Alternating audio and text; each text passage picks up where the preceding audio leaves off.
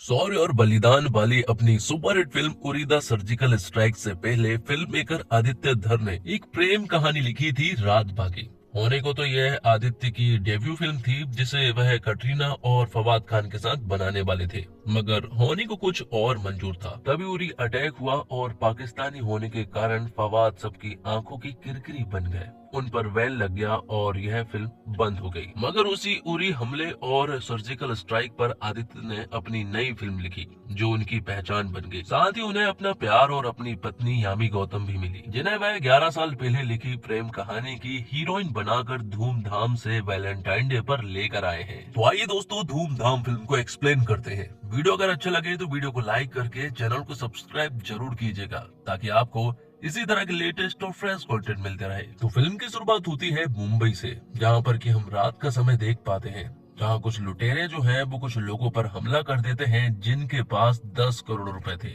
वो लोगों से 10 करोड़ रुपए छीन लेते हैं और यहाँ से फरार हो जाते हैं। जिसके बाद कहानी 2 हफ्ते पहले शिफ्ट हो जाती है। तो 2 हफ्ते पहले हमें 2 फैमिलियों को दिखाया जाता है। एक फैमिली थी कोयल चड्ढा की, जो कि मुंबई में ही रहते हैं। दूसरी फैमिली थी वीर की, जो कि गुजरात मतलब कि अहमदाबाद में रहते हैं। तो वीर की फैमिली यहाँ कोयल की फैमिली वालों से बात करने आए हैं, क्योंकि वो कोयल से वीर की शादी कराना चाहते हैं। दोनों की फैमिली वाले एक दूसरे के फैमिली वालों के बारे में कम ही जानते हैं, जिस वजह से कोयल की फैमिली वाले यहाँ वीर की फैमिली वालों को बताते हैं कि कोयल बहुत ही ज्यादा सीधी और संस्कारी है। कोयल आज की लड़कियों से बिल्कुल अलग है। कोयल कोई ऐसी लड़की नहीं है जो कि रात भर घूमती रहती हो। वो कोई आवारा नहीं है, बल्कि वो बहुत ही ज्यादा सीधी लड़की है और वो दिन भर कहीं भी रहे, लेकिन 7 बजे से पहले अपने घर वापस आ जाती है। ये समझ लीजिए कि 7 बजे के बाद तो कोयल का कर्फ्यू लग जाता है और आज तक वो 7 बजे के बाद तो घर से बाहर गई ही नहीं है। जिसके बाद वीर की फैमिली वाले भी वीर के बारे में यहाँ कोयल की फैमिली वालों को बताने लगते हैं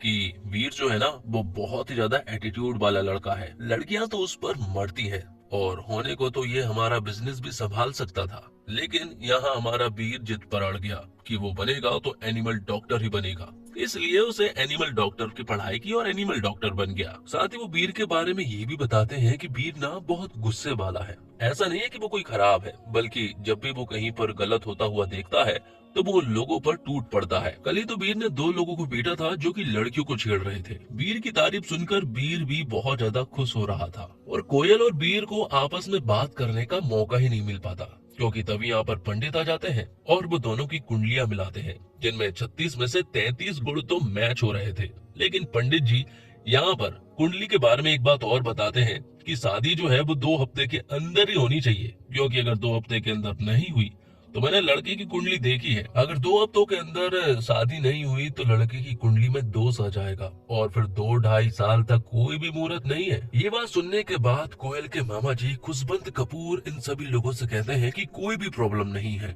हम 2 हफ्ते के अंदर ही दोनों की शादी करा कर रहेंगे। तो 2 हफ्तों के अंदर शादी होने वाली है, इससे किसी को भी कोई प्रॉब्लम नहीं थी। इसलिए अब शादियों की तैयारी शुरू हो जाती है। 1-2 दिन के अंदर ही उनकी एंगेजमेंट हो जाती है और फिर दोनों ही नंबर एक्सचेंज कर लेते हैं। पर दोनों एक दूसरे से ज्यादा कनेक्टेड नहीं है, क्योंकि उन दोनों को बात करने का मौका ही नहीं मिल पा रहा था। और इसी तरह से 10 दिन तो यूं ही बीत जाते हैं और शादी की सारी तैयारियां भी हो चुकी थी। जिसके बाद वीर एक मॉल में जाता है, जहाँ पर कि वो शगुन के लिए लड़की वालों के लिए कुछ तोहफे खरीदता है और वो तोहफे 5 बैग में मौजूद थे। तो वीर जब यहाँ से निकल रहा था तभी उसने देखा कि कोयल के मामा जी यहाँ पर घबराते हुए यहाँ पर आए हुए थे और वो यहाँ वीर से भी ज्यादा बात ना करते हुए यहाँ से चुपचाप चले जाते हैं और कहते हैं कि हम दोनों बाद में बात करेंगे। जिसके बाद वीर वो 5 बैगों को लेकर कोयल के घर पर चला जाता है और बैग जो है वो उसकी बेस्ट फ्रेंड को थमा देता है। और फिर फाइनली वो दिन भी आ जाता है जब कोयल और वीर की शादी होने वाली है। सभी लोग बहुत ज्यादा खुश थे। तो फिर धूमधाम से उनकी शादी को सेलिब्रेट किया जाता है। जिसके बाद वो टाइम आ जाता है जब कोयल की विदाई होने वाली थी। विदाई में तो यहाँ पर हमारा वीर भी रो दिया था। फिर वीर और कोयल पहुंचते हैं अपने कमरे में, जहाँ उनकी फर्स्ट नाइट थी और वीर जो है वो बहुत ही ज्यादा घबराया हुआ था, क्योंकि आज तक उसकी कोई भी गर्लफ्रेंड तक नहीं बनी है और ना ही उसने किसी लड़की को टच किया है। तो वीर तो बहुत ज्यादा नर्वस था। इसलिए कोयल वीर से कहती है कि क्या हम पहले चाय पी लें, जिस पर कि वीर हाँ कहता है।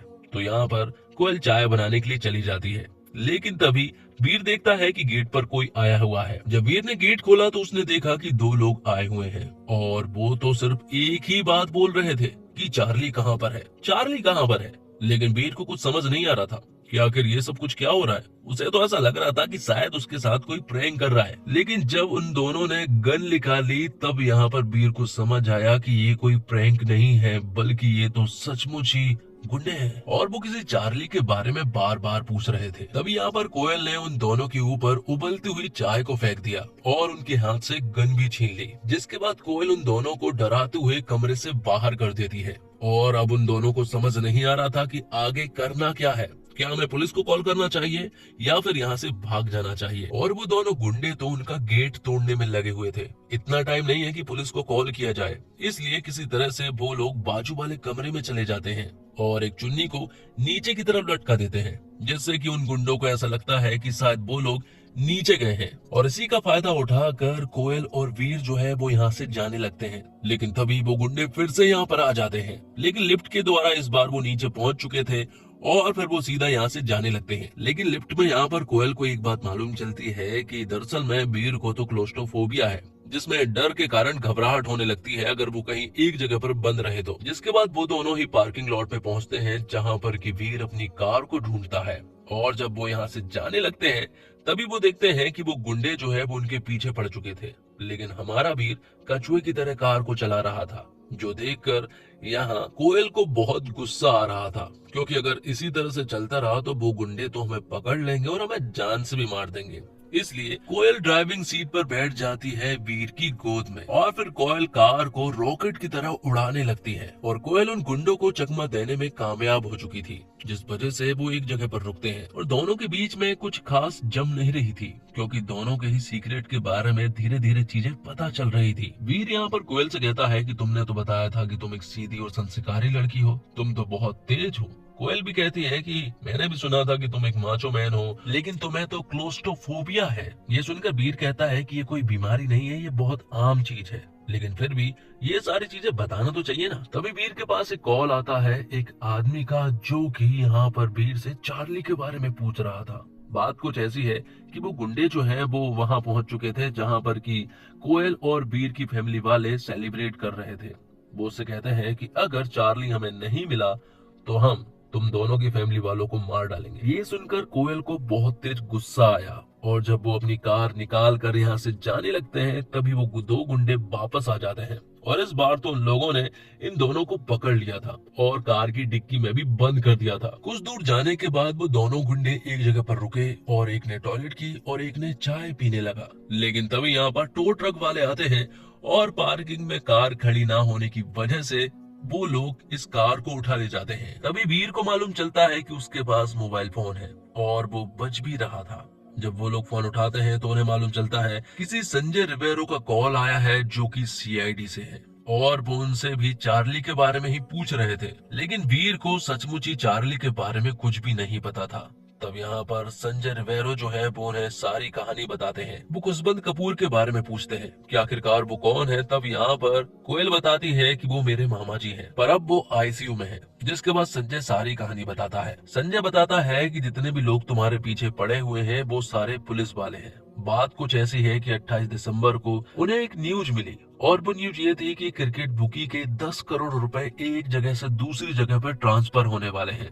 इस चीज पर पुलिस वालों ने एक्शन ना लेकर उनके दिमाग में एक लालच आ गया और जब ये पैसा एक जगह से दूसरी जगह पर जा रहा था तब इन पुलिस वालों ने उन 10 करोड़ रुपए को लूट लिया। लेकिन प्रॉब्लम ये हो गई कि जिस जगह पर इन लोगों ने उन पैसों को लूटा था वहां पर एक सीसीटीवी कैमरा लगा हुआ था और वो जिस शॉप के सामने था वो दरअसल में खुशबंद कपूर की शॉप थी। तो जो कुछ भी सीसीटीवी कैमरे में रिकॉर्ड हुआ खुशबंद कपूर ने उसको एक पेन ड्राइव में डालकर पुलिस वालों के पास ले गया। लेकिन जब वो वहां पहुंचे तो उन्होंने देखा कि यहाँ पर जिन लोगों ने उन पैसों को लूटा था वो दरअसल में यही लोग हैं।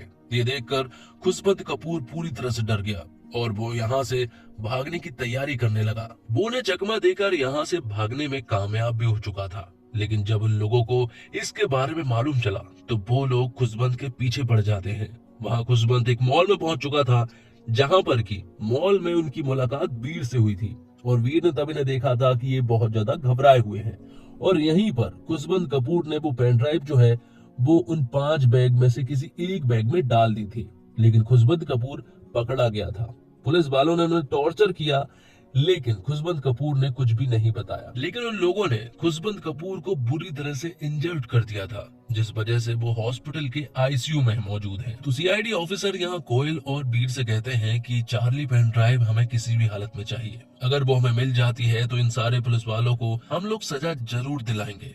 लेकिन यहाँ पर कोयल को मालूम चलता है कि वो 5 बैग कहाँ पर है उसे कोई भी आइडिया नहीं है, क्योंकि बैचलर पार्टी की रात को उसने बहुत ज्यादा शराब पी ली थी। लेकिन इसके बारे में उसकी बेस्ट फ्रेंड को जरूर मालूम होगा, इसलिए वो एक क्लब जाने लगते हैं जहाँ पर कि वो एक डीजे है। लेकिन क्लब के बाहर ही यहाँ पर कोयल ने बीर को एक सॉलिड स्पीच दी थी लड़कियों के लिए, जो कि बहुत ही प्यारा मोनोलॉग था। जिसके बाद कोयल अपनी बेस्ट फ्रेंड से मिलती है और उससे बैग के बारे में पूछने लगती है। लेकिन वो बताती है कि उस रात तो वो भी बहुत ज्यादा शराब के नशे में थे, इसलिए उसे भी कुछ नहीं मालूम है। लेकिन बहुत ज्यादा पूछने के बाद यहाँ पर कोयल को मालूम चलता है कि वो दोनों बैग तो दरअसल में आर्या के घर पर है, और दरअसल में आर्या जो है वो कोयल का एक्स बॉयफ्रेंड था, लेकिन अब वो उसकी बेस्ट फ्रेंड के साथ था, जिस वजह से यहाँ पर कोयल अपनी बेस्ट फ्रेंड को बहुत बुरी तरह से मारती है। जिसके बाद वो आर्या के घर पर जाने लगते हैं। लेकिन फिलहाल तो कोयल बहुत ज्यादा नशे की हालत में थी, जिस वजह से यहाँ पर कोयल अपनी सारी दिल की बात जो है वो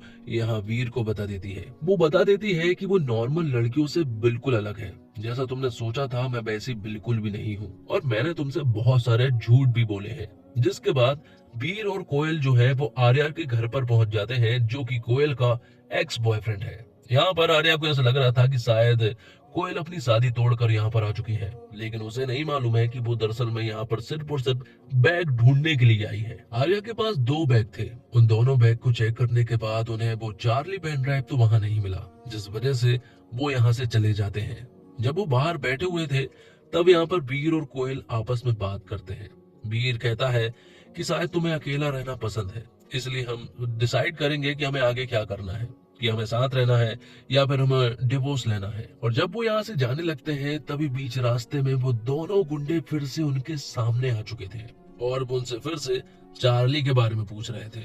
लेकिन यहाँ पर अब बीर को चार्ली पेन ड्राइव के बारे में सब कुछ मालूम है, इसलिए वो उन्हें फिलहाल तो कुछ नहीं बता रहा था। तभी यहाँ पर एक बारात आती है और उसी के कारण यहाँ पर बीर और कोयल जो है वो यहाँ पर उन्हें चकमा देकर यहाँ से भाग जाते हैं, और एक आदमी की मदद से वो अपने हाथ की हथकड़ियां भी खुलवा लेते हैं। जिसके बाद बीर और कोयल चुपचाप एक बिल्डिंग में छुप जाते हैं, जहां पर कि उन्हें एक सिक्योरिटी गार्ड देख लेता है। यहाँ पर वीर और कोयल बताते हैं कि वो दरअसल में लव मैरिज कर रहे हैं और किसी का सपोर्ट ना मिलने के कारण वो भाग गए हैं। तब यहाँ पर सिक्योरिटी गार्ड उन दोनों को अपने घर में बुलाता है, उन दोनों को खाना खिलाता है, और यहाँ पर सिक्योरिटी गार्ड अपनी पत्नी के बारे में भी बताता है कि जब हम दोनों साथ थे ना तब हमारे बीच में कोई भी कनेक्शन नहीं था, लेकिन जब साथ रहे तो दोनों को एक दूसरे से प्यार हो गया। प्यार ऐसे ही होता है, जब एक दूसरे के साथ रहने लगो तो हो ही जाता है। बस अपने पार्टनर की गलतियों को एक्सेप्ट करना सीखो। अंकल सिक्योरिटी गार्ड की ये सारी बातें वीर और कोयल को हिट कर रही थी कि बात तो सही है। जिसके बाद वो दोनों गुंडे वीर और कोयल को ढूंढते ढूंढते उसी बिल्डिंग के पास आ पहुंचे थे, लेकिन अंकल ने उन्हें पता बता दिया था कि वो आगे कहीं गए हैं। जिसके बाद वो उसी बिल्डिंग के छत पर चले जाते हैं, जहाँ पर कि वो साथ में कुछ टाइम स्पेंड करते हैं और कुछ अच्छी बातें करते हैं, और वो दोनों साथ में मिलकर यहीं पर 31 दिसंबर को एंजॉय भी करते हैं। लेकिन तभी उन्हें मालूम चला कि वो दोनों गुंडे उनके पीछे पीछे इसी बिल्डिंग की छत पर आ चुके हैं। वो लोग किसी तरह से उनसे छिपने की कोशिश करते हैं, लेकिन वो गुंडे तो उनके जस्ट सामने ही आ चुके थे। जैसे तैसे करके वो उन दोनों से दूर भाग चुके थे और यहाँ सीधा एक रेलवे स्टेशन पर पहुंच चुके थे, लेकिन वो अभी भी उनके पीछे थे। लेकिन यहाँ भी वो उन दोनों से दूर भागने में कामयाब हो चुके थे। तभी यहाँ पर कोयल को याद आया कि उस पार्टी में सन्नी नाम का लड़का था जो कि होश में था और उसे सब कुछ जरूर याद होगा, इसलिए वो सन्नी से मिलने के लिए पहुंच जाते हैं, जो कि लड़कियों की बैचलर पार्टी को रंगीन बनाने का काम करता है। और फिलहाल भी वो अपने काम पर ही मौजूद था, लेकिन कोयल उससे कहती है कि ये काम बहुत ज्यादा जरूरी है और हमें वो 2 बैग चाहिए जो कि सन्नी के पास ही मौजूद थे। लेकिन सन्नी को वो बैग अपने घर से लेकर आने थे। तो बीर भी कह देता है जब तक तुम्हारा सारा काम मैं कर दूंगा। लेकिन सन्नी का जो काम है वो बीर को कुछ अलग ही लगा था, उसे ऐसा लगा था कि सारी लड़कियों को बस संभालना होगा, जबकि उसे ये नहीं मालूम था कि सन्नी आखिर करता क्या है। वीर को सारे कपड़े निकाल कर उसे नचवाया जाता है। शुरुआत में वो बहुत ज्यादा नर्वस हो रहा था, लेकिन जैसे जैसे उसके अंदर कॉन्फिडेंस आता गया, वो यहाँ पर धूम मचाने लगा और सभी के सामने एक सॉलिड परफॉर्मेंस दे दी। थोड़ी देर बाद सन्नी भी यहाँ पर आ चुका था, लेकिन उसके बैग में भी वो पेन ड्राइव मौजूद नहीं थी। तभी सन्नी बताता है कि उस पार्टी में एक लड़की और थी, जो कि बिल्कुल प्लेन और सीधी सादी लड़की थी, जिसने पूरी पार्टी भर में अपनी आंखें भी बंद रखी थी। वो लड़की थी सुहाना। तब सुहाने के घर पर जाया जाता है और सुहाना से उन दोनों बैग के बारे में पूछा जाता है। सुहाना बताती है कि एक बैग तो मेरे घर पर है, एक बैग आप अपने घर पर लेकर चली गई थी। उसके बैग को जब चेक किया जाता है तो उसके बैग में से भी कुछ नहीं निकलता है। अब बचा था सिर्फ और सिर्फ कोयल का बैग, जो कि उसी के घर पर मौजूद था। लेकिन इसी बीच कोयल देखती है कि वीर और सुहाना के बीच में तो अच्छी पट रही है, दोनों एक दूसरे से काफी अच्छी बात कर रहे हैं और कोयल को थोड़ी जलन महसूस हो रही थी। इसलिए वो वीर को बाहर लाती है और उसे कहती है कि अब आज के बाद किसी भी लड़की से तुम बात मत करना, मुझे अच्छा नहीं लगता है तुम किसी से बात करो तो। तभी यहाँ पर कुछ गुंडे आते हैं जो कि उनके ऊपर फायरिंग कर रहे थे। वो यहाँ से कोयल को अपने साथ ले जा लेते हैं और अब यहाँ पर थोड़ी देर के बाद वो दोनों गुंडे भी आ जाते हैं। वो यहाँ उनसे चार्ली के बारे में पूछ रहे थे, लेकिन वीर कहता है कि आखिरकार उसे चार्ली के बारे में कुछ भी नहीं मालूम है, उसकी फैमिली भी खतरे में है और हाल ही में तुम लोगों ने मेरी वाइफ को भी उठा ले गए हैं। लेकिन वो दोनों बताते हैं कि हम दोनों कोई गुंडे नहीं हैं, बल्कि हम लोग सीआईडी से हैं और जो लोग तुम्हारे पीछे पड़े हुए हैं वो दरअसल में पुलिस वाले गुंडे हैं और उन्होंने ही 10 करोड़ रुपए की चोरी की है। लेकिन वीर उनकी बातों पर भरोसा नहीं कर रहा था। तब वो लोग अपना कार्ड बताते हैं और कहते हैं जिस इंसान से तुम्हारी बात हुई थी उसका नाम संजय रिवेरो है और वो एक पुलिस वाला है और उन सभी लोगों ने मिलकर इस चोरी को अंजाम दिया है और हम लोग उन्हें पकड़ने का काम कर रहे हैं, इसलिए तो हमें वो चार्ली पेन ड्राइव चाहिए है। अब जाके वीर को सारी बातें समझ आ चुकी थी। वो दोनों सीआईडी के ऑफिसर उन्हें ये भी बताते हैं कि हमने एक रात एक फोन टैप किया था जिसमें हमें खुशबंद कपूर और तुम्हारे नाम के बारे में मालूम चला था, जिस वजह से हमें ऐसा लगा कि शायद तुम भी उनके साथ मिले हुए हो, इसलिए हम लोग तुम्हारा पीछा कर रहे थे और चार्ली के बारे में पूछ रहे थे। तब यहाँ पर वीर उन दोनों सीआईडी के ऑफिसर से कहता है कि उसे मालूम है कि पेन ड्राइव कहाँ पर है। वो लोग कोयल के घर पर जाते हैं, लेकिन वहाँ पर पहले से ही कुछ लोग यहाँ पर आ चुके थे और सारे घर को छानबीन भी कर चुके थे, लेकिन उन्हें भी वो पेन ड्राइव नहीं मिला था।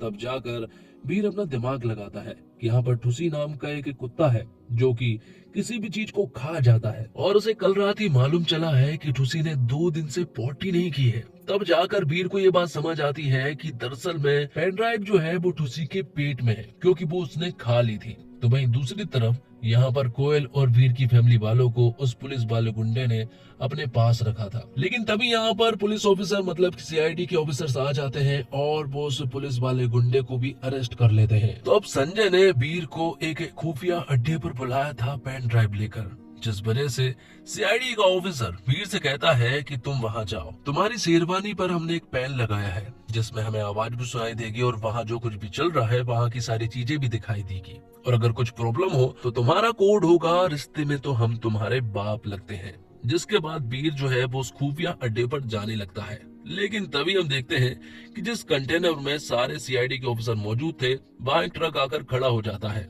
और मतलब कि बाहर निकलने का रास्ता ब्लॉक हो चुका था। जिसके बाद वीर जो है वो संजय से मिलता है और उसे बताने की कोशिश करता है कि दरअसल में चार्ली पेन ड्राइव जो है वो ठुसी नाम के कुत्ते के अंदर है जिसे वो अपने साथ लेकर आया है। उसने उसे दवाई दे दी है, वो कुछ ही देर के बाद पॉटी कर देगा और उसमें से वो पेन ड्राइव भी निकल आएगी। लेकिन संजय तो यहाँ पर वीर को बुरी तरह से मारने लगा था, जो देखकर कोयल को बिल्कुल अच्छा नहीं लग रहा था। वो यहाँ उस संजय को चिल्लाने लगती है।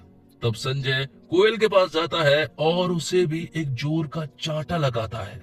ये देखकर वीर को गुस्सा आ जाता है। वो संजय के पास तुरंत जाता है और उसे इस तरह से मारता है कि उसे तो उसने बेहोश ही कर दिया था, जो देखकर कोयल जो है वो इम्प्रेस हो चुकी थी। बाद में अब संजय के सारे गुंडे जो है वो वीर के ऊपर टूट पड़े थे और उसे बुरी तरह से मारने लगे थे। लेकिन जैसे तैसे करके कोयल उसका साथ देती है और इससे पहले कि वो लोग इनका कुछ कर पाते, यहाँ पर सीआईडी के ऑफिसर पहुंच चुके थे और सारी सिचुएशन को हैंडल कर लिए थे। तो कोयल और वीर जो है वो पूरी तरह से सेफ थे। दोनों एक दूसरे से काफी इम्प्रेस हो चुके थे कहीं ना कहीं दोनों एक दूसरे को पसंद भी करने लगे थे। वहां सीआईडी के ऑफिसर जो है वो टुसी को पोटी करा रहे थे, जिसके अंदर से चार्ली नाम का पेन ड्राइव निकलने वाला है। और कोयल और बी डिसाइड करते हैं कि वो डिवोर्स नहीं लेंगे बल्कि वो साथ में रहेंगे। इसलिए फिर से पहली नाइट वो ट्राई करते हैं, लेकिन इस बार भी वो दोनों कुछ कर पाते। तब यहाँ पर घंटी बज जाती है, मतलब दरवाजे पर कोई था। तो दोस्तों, ये फिल्म काफी मजेदार फिल्म है। शुरू से मुद्दे पर आ जाती है और फिर तेजी से आगे बढ़ती है। एक के बाद एक मजेदार सीन आते हैं और आप इंटरटेन होते हैं। साथ साथ ये फिल्म आपको ऐसा कुछ समझाती है, सिखाती है, बताती है जो जरूरी है। स्क्रीन प्ले स्मार्ट तरीके से लिखा गया है। दुल्हन बनी हीरोइन को जब आप गुंडों की धुलाई करते, दबंगाई दिखाते देखते हैं तो मजा आता है। यामी का एक मोनोलॉग आता है जो कि दिल को छू लेता है। हर लड़की के दिल को तो ये छुएगा ही, कुछ लड़कों के दिल को भी छू जाए तो फिल्म का मकसद पूरा होगा। यामी ने कमाल का काम किया है। ये उनकी इमेज से अलग है और यही एक अच्छे एक्टर की खासियत होती है कि वो जैसा है उससे अलग काम करके दर्शक को शौक देते। यामी यहाँ वही करती है। यामी यहाँ हमारी सोसाइटी की करोड़ों लड़कियों को रिप्रेजेंट करती है, जिन्हें कुछ चीजें ना चाहते हुए भी करनी पड़ती है। प्रतीक गांधी का काम भी हमेशा की तरह शानदार है। ये किरदार उन पर काफी सूट किया है। यहाँ उनकी टोन बॉडी भी दिखती है। एजाज खान ने काफी अच्छा काम किया है और ट्रेलर में उन्हें देखकर धोखा मत खाइए, फिल्म देखिए। बोरा ने लिखी कहानी और आदित्य धर स्क्रीन प्ले और डायलॉग, और इस फिल्म पर आदित्य की छाप साफ है। वो फिल्म के प्रोड्यूसर भी हैं। आदित्य का सिनेमा एंटरटेन के साथ कुछ और भी देता है और यहाँ भी ऐसा ही हुआ है। ऋषभ सेठ का डायरेक्शन अच्छा है। यामी और प्रतीक का अच्छे से इस्तेमाल किया है। ऋषभ ने अब यहाँ भी यामी प्रोड्यूसर की पत्नी है, लेकिन ऐसा नहीं है कि उस चक्कर में उनका रोल बढ़ाकर किसी और का काम कम कर दिया गया हो। यही एक अच्छे फिल्म मेकर और एक अच्छी एक्ट्रेस की निशानी है और यही चीज इसे एक अच्छी फिल्म बनाती है। तो दोस्तों, उम्मीद करता हूँ आपको वीडियो पसंद आई होगी। वीडियो पसंद आई हो तो वीडियो को लाइक करके चैनल को सब्सक्राइब जरूर कीजिएगा, ताकि आपको इसी तरह के लेटेस्ट और फ्रेश कंटेंट मिलते रहे। मिलते हैं और कमाल की वीडियो के साथ। तब तक के लिए आप हमारे चैनल के साथ बने रहिए। धन्यवाद। जय हिंद, जय भारत, जय श्री राम।